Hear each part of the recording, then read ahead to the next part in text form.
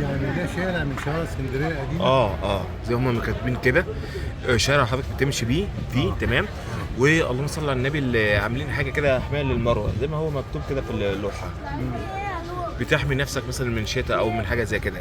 دي كده من الشوارع القديمه بتاعت اسكندريه القديمه.